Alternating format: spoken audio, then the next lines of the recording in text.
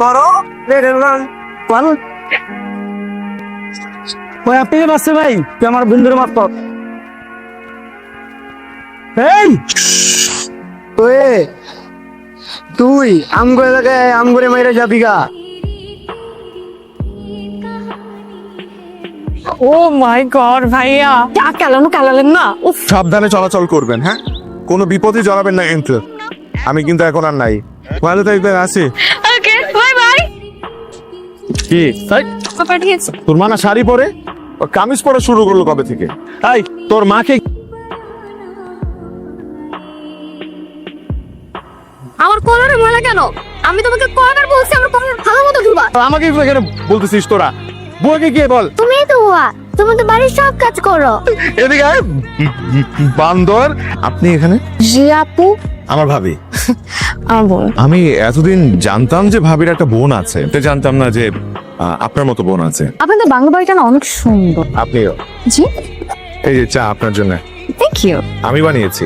আচ্ছা আপনাদের সকালে যে বুয়াটা মানে চা বানায় উনি কি আজকে ছুটিতে আছে? ছুটি দিয়েছি। আপনার কথার সাথে না কাজে কোনো মিল পাচ্ছি না। আসলে বেকার, আমি কিছু করি না, তাই আমার ফ্যামিলি মেম্বাররা আমাকে এভাবে ট্রিট করে। প্রথম দিন আপনার সামনে হিরোতে গিয়ে আমি অনেকগুলো মিথ্যা বলে ফেলেছি, আপনি মাফ করে দিবেন। সময় মতো বাজার করে না আনলে পরে আমার দুপুরে খাবার জুটবে না। আমি ভাবিকে সবকিছু বলে দিতে চাই, আমাদের কথা, আমাদের ভালোবাসার কথা। আমার জন্য তোমার মতো একটা বেকার ছেলেই পারফেক্ট। তোমার সারাটা দিন জুড়ে শুধু আমি থাকবো।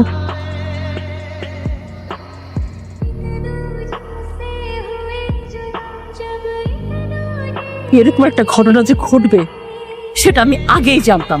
পৃথিবীতে আর কোনো মেয়ে নেই যে আমার প্রেমকে তোমার দেখতে হলো। বেকার ছেলে, পার্টনারের বেকার ছেলে কি করলো?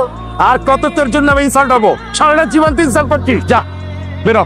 তো ও যদি এই বাড়িতে থাকে আমি এই বাড়িতে থাকবো না।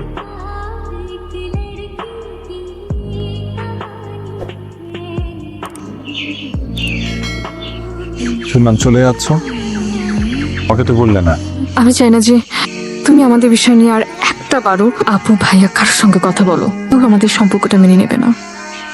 এত বছর পর আমি আমার বোনকে দেখতে পাচ্ছি।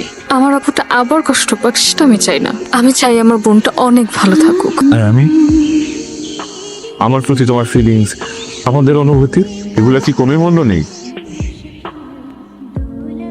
কিছু কিছু সময় আমাদের বৃহত্তর সাথে ছোট ছোট জিনিসগুলোকে বিসর্জন দিতে হয়।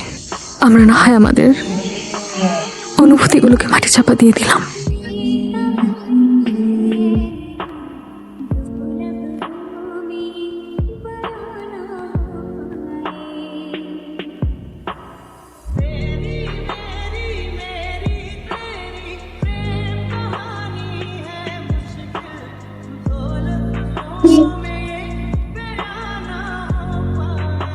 আপনি চলে জানো না আপনি কেন বুঝেন না? কেন বাবা আমাকে বিরক্ত করেন?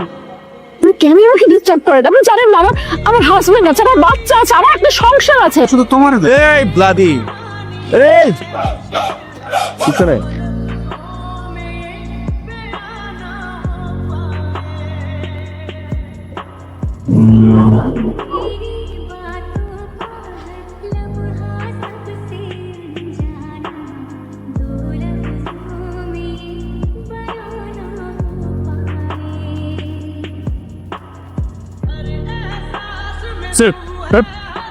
মিলেন, সবাইকে থানায় নিয়ে যাও।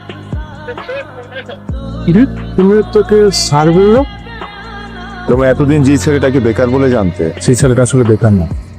I am an undercover TV agent. ডিবল এত বড় একটা সত্য তোমাদের কাছে গোপন করেছি কারণ তোমাদের শাসন আমার ভালো লাগতো।